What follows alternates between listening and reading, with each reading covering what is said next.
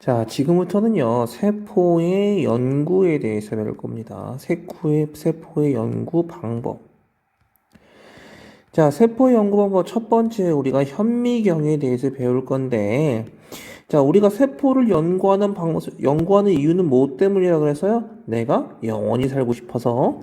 그럼 내 영원히 살고 싶으면 나를 건강하게 해야 되고, 나에 대해서 알아야 된다 그랬죠? 그럼 나에 대해서 아는 가장 쉬운 방법은 나를 자세히 뜯어봐야 되겠지, 그지? 나를 자세히 뜯어보기 위한 가장 첫 번째 걸음, 바로 현미경. 현미경은요, 크게 두 가지가 있습니다. 하나는 뭐가 있냐면, 광학 현미경이라는 게 있어요. 광학 현미경. 자, 두 번째는 뭐가 있냐면 전자 현미경이라는 게 있습니다. 자, 광학 현미경은요, 우리 학교에 있는 겁니다. 뭐를 사용하냐면 빛을 사용하는 겁니다. 자, 그리고 전자 현미경은요, 전자를 사용하는 거예요. 자, 쉽게 생각해 볼게요. 둘 중에 누가 더 싸구려 같니, 그지? 누가 더 싸구려 같아? 얘가 더 훨씬 더 싸지 않겠습니까? 이유는요, 우리 학교에 있잖아요, 그죠? 얘는요, 우리 학교에 없잖아? 그럼 굉장히 비싼 거 아니겠니, 그지? 비싸다.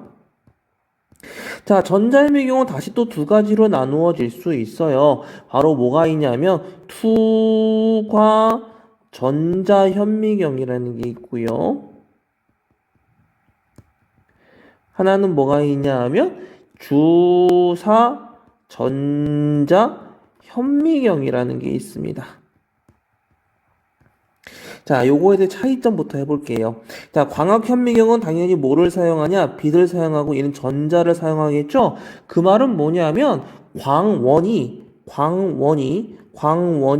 차이점이 생긴다는 말이죠. 광원이 얘는 뭐다? 빛이다. 광원이 얘는 뭐다? 전자다라는 말입니다. 그럼 빛을 사용함으로써 우리는 뭐를 할 수 있냐? 빛을 사용한다? 빛이란 건 뭐야? 한마디로 과시광선을 사용한다는 뜻이고, 이 말은 뭐냐? 색깔을 확인할 수 있다는 뜻입니다. 또 다른 게 있습니다. 얘는요, 광학 현미경은요, 살아있는 것을 볼 수 있어요.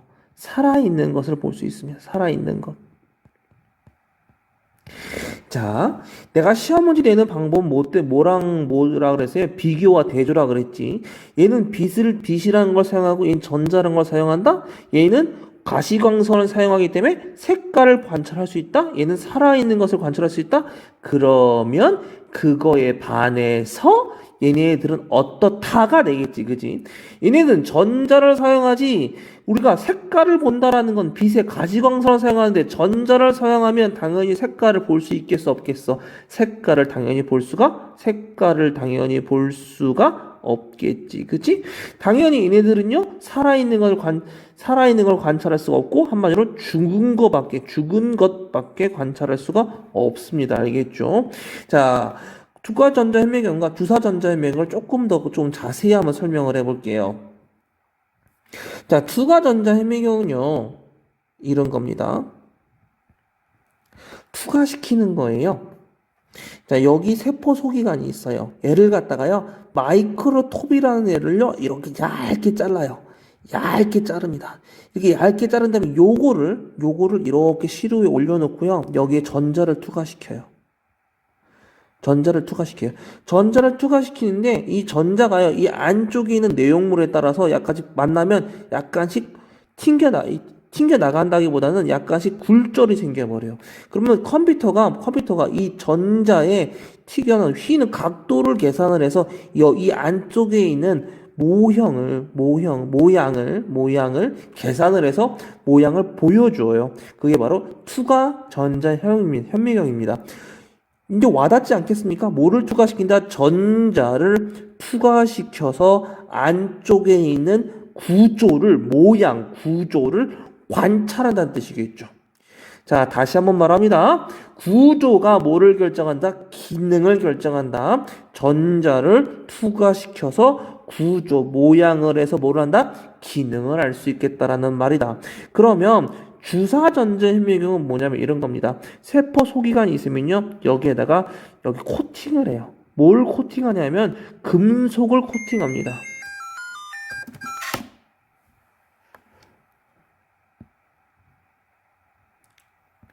주사전자현미경은 뭐냐면요, 코팅을 합니다. 여기 세포 소기관이 있으면요, 여기 금속으로 코팅을 해요. 코팅을 하면 당연히 여기에 전자를 때리면 당연히 어떻게 하겠어요? 튕겨 나가겠죠. 튕겨 나가서 컴퓨터는 이거에 대한 각도를 당연히 계산을 해서 얘의 입체적인 모양을 관찰할 수 있습니다. 그러면 투과전자 현미경과 주사전자 현미경 중에 누가 더 자세히 관찰할 수 있겠니? 얘는 이 안쪽 모양을 보고 얘는 겉의 모양을 보는 거야. 당연히 투과전자 현미경이 더 자세히 관찰하게 되는 겁니다. 알겠죠? 그러면 얘를 내가 아까 뭐라 그랬어요? 얘는 죽은 거밖에 관찰하지 못한다 그랬지? 생각해 보세요. 얘를 마이크로톱으로 자릅니다. 마이크로톱으로 자르면 얘가 살겠니? 죽겠니? 당연히 죽겠지, 그지? 얘를 갖다가 금속 코팅을 해버려요. 그럼 당연히 이 안쪽에 내가 살겠니? 죽겠니? 당연히 죽을 수밖에 없겠죠, 그죠? 쉽겠죠? 별로 어렵지 않습니다. 자, 해상력에 대해서 배워야 됩니다. 해상력은요, 두 점을 떨어져 있는 두 점을요, 두 점으로 인식할 수 있는 능력이에요, 능력. 자, 투과전자 현미경은요, 전자현미경의 해상력은요, 0.0002 마이크로미터입니다. 자, 그리고 주사전자 현미경은요, 0.005 마이크로미터예요. 그럼 이걸 갖다가 조금 이해하기 쉽게 좀 다시 한번 설명해 볼게요. 떨어져 있는 두 점이요. 예를 들어서 이 떨어져 있는 두 점이 거리가 0.0003 마이크로미터라고 해봅시다. 그러면 투과전자 현미경은 이 두 점으로 인식할 수 있지만 주사전자 현미경으로 볼 때는 이 두 점이 한 점으로 본다는 뜻이에요. 무슨 말인지 알겠습니까?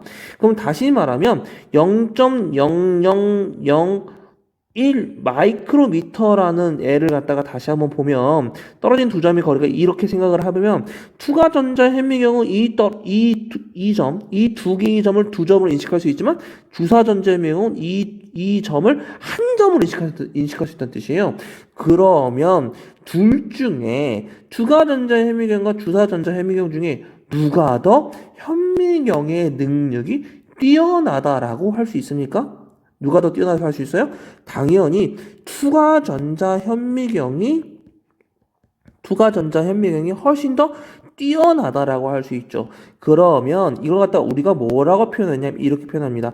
해상력이 좋다. 혹은 해상력이 높다라고 표현을 해요. 그러면 여기에서 여러분들이 되게 많이 헷갈려요. 학생들이. 봐보세요. 해상력은요, 0.0002 마이크로미터예요. 얘의 해상력은 0.005 마이크로미터입니다. 해상력이 높다라는 표현에는 그럼 실제로 숫자로 보면 얘가 더 적죠? 얘가 더 낮지, 그지? 그런데 해상력이 높다라는 표현은 더 자세히 볼 수 있다는 표현이고, 그러면 투과전자 현미경이 주사전자 현미경보다 해상력이 좋다 혹은 해상력이 높다라고 표현한다라는 말입니다. 알겠습니까? 이거 꼭 헷갈리지 말아 주시기 바랍니다. 지금부터는요, 세포 분해법에 대해서 설명하겠습니다. 자, 세포 분해법을 보면 여러분들은 이 말 뜻에서 뭘 알 수 있을 것 같아요? 세포를 분해시키는 방법이라는 뜻입니다. 분해시키는 방법. 자, 세포가 이렇게 있습니다. 세포는 우리가 크게 두 가지 세포가 있죠? 하나는 동물세포와 하나는 식물세포가 있습니다. 자, 얘는 동물세포, 얘는 식물세포. 동물세포와 식물세포의 차이점, 가장 큰 차이점 뭐다? 식물세포는 뭐가 있다? 세포벽이 있다. 저번에 배웠습니다. 세포벽은 무슨 성분으로 이루어져 있다? 셀룰로스는 어떤 거? 다당류다. 그래서 얘를 갖다가 잘게 쪼개면 뭐다? 바로 뽀뽀도 땅이다. 다시 한번 복수 한번 해봤습니다. 자, 동물 세포를요, 뭐 어떻게 하냐면요, 잘게 부셔요. 막자사분이나 이런 걸로 잘게 파쇄시킨 다음에 얘를 갖다가 다 몽땅 다 같이 어떻게 하냐, 원심 분리를 합니다. 자, 원심 분리를 하면요, 당연히 크기와 밀도 순으로 아래로 가라앉겠죠, 그죠? 크기와 밀도 순으로 아래로 가라앉습니다. 그러면 동물 세포의 경우 혹은 식물 세포의 경우 가장 아래 가라앉는 게 뭘까부터 시작을 해볼게요. 우선 동물 먼저 해보면요, 동물에서 가장 밑에 가라앉는 거 세포 소규관 중에 가장 무거운 게 바로 뭐냐면 핵이 있습니다. 자, 그 다음에 무거운 게 바로 미토콘드리아. 미토미 있습니다. 콘드리아. 자, 그 다음에가 뭐가 있냐면 바로 소포체 있습니다. 자, 그 다음에 리보솜이라는 게 있습니다. 자, 핵은 이 안에는 뭐가 있어요? DNA 저장 창고. 그럼 핵의 역할은 바로 뭐야? DNA를 보호하는 역할. 자, 미토콘드리아 하는 역할은 뭐가 있습니까? 바로 ATP 생산, 에너지 생산이라고 하고요. 소프체는 아직 안 하는 역할은요? 아직 안 배웠는데, 제가 나중에 좀 이따 설명해 드릴게요. 리보솜이 하는 역할은 여러분 1학년 때 배웠습니다. 바로 뭐예요? 바로 단백질 합성하는 역할을 하죠. 단백질 합성. 자, 이렇게 되고요. 적어도 이거 크기 순으로는 좀 알아두세요. 가장 무거운 게 핵이다. 그 다음에 미토콘드리아다, 소포체다, 리보솜이다 알아두시고요. 자, 식물 세포를요, 원심 분리하면요, 제일 밑에 들어가는 건 바로 세포벽이에요. 자, 그런데 이거 여기서 조금 주의할 점이 있습니다. 지금 아까 뭐라 그랬냐면요, 식물을요, 파쇄했다 그랬죠? 식물 세포를 파쇄했다 그랬습니다. 그럼 식물을요, 파쇄를 할 때 가장 먼저 해야 할 첫 번째가 바로 뭐냐면, 식물의 세포벽을 녹이는 역할을 해요. 세포벽을 녹이는 역할을 하는데, 녹여야 되는데, 이게 100%다 녹진 않겠지, 그지? 100% 녹지 않기 때문에 이 세포벽이요, 밑에 남아있을 수도 있고, 그 문제에 따라서 세포벽이 없다고 할 수도 있습니다. 그 문제를 잘 보셔야 돼요. 만약에 세포벽이 있다라면 제일 밑에가 세포벽이 됩니다. 자, 그 다음에 바로 뭐가 있냐? 핵이 있고요. 여기서 주의할 점이 있습니다. 핵 바로 위에가 바로 뭐냐? 미토콘드리아가 아니라 바로 이게 있습니다. 엽록체라고 하는 게 있고 그 위에가 바로 미토콘드리아. 그 위에가 소포체 그리고 그 위에가 바로 리보솜이 있습니다. 자, 이렇게 돼요. 자, 나머지 다 똑같고요. 세포벽의 역할은 뭐예요? 지지. 혹은 세포를 보호하는 역할을 하기도 당연하겠죠. 엽록체의 역할은 뭐겠습니까? 당연히 광합성은 뭘 한다? 포도당을 만든다.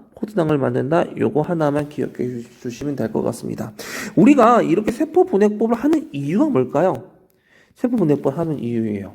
바로 세포가 뭘 하는지 세포의 역할을 정확하게 알고 싶다라는 거죠. 역할을 알기 위해서.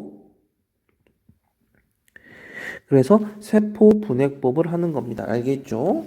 자, 그 다음은요, 자기 방사법에 대해서 배울 겁니다. 자기 방사법을 배울 때 두 가지 용어에 대해서 좀 알아야 되거든요. 하나는 동위원소라는 단어랑요. 두 번째는 방사선이라는 단어를 알아야 돼요. 자, 동위원소는요, 일반적으로 여러분들이 알고는 그 원소 있습니다. 그 원소와 비슷하지만 중성자가 하나 내지 두 개가 더 많은 원소가 있어요. 그걸 갖다가 우리는 동위원소라고 합니다. 그럼 이 동위원소가 뭐를 하냐면 바로 방사선을 내버립니다. 이 동위원소에서 방사선이 나와요. 그럼 방사선이 나오면 얘가 어떻게 되냐면 내 몸에 타격을 가합니다. 구체적으로 어디 부분에 타격을 가하냐? 내 몸의 DNA 부분에 타격을 가합니다. 저번 시간에 배웠던 거 기억나십니까? DNA는 굉장히 안정적이라 그랬죠. 왜 안정적이라 그랬어요? 디옥스리보스 한마디로 산소가 없기 때문에 반응기, 작용기가 없기 때문에 굉장히 안정적이라 그랬죠. 그런데 방사선이라는 애가요.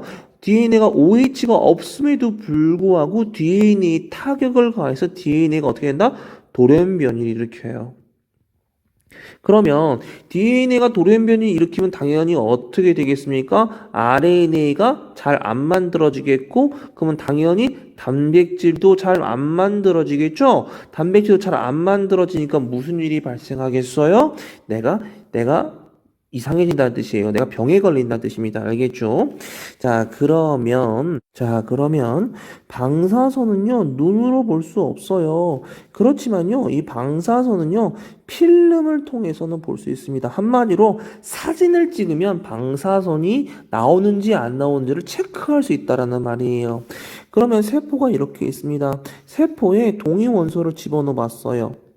동위원소를 집어넣습니다. 그럼 무슨 일이 발생할까요?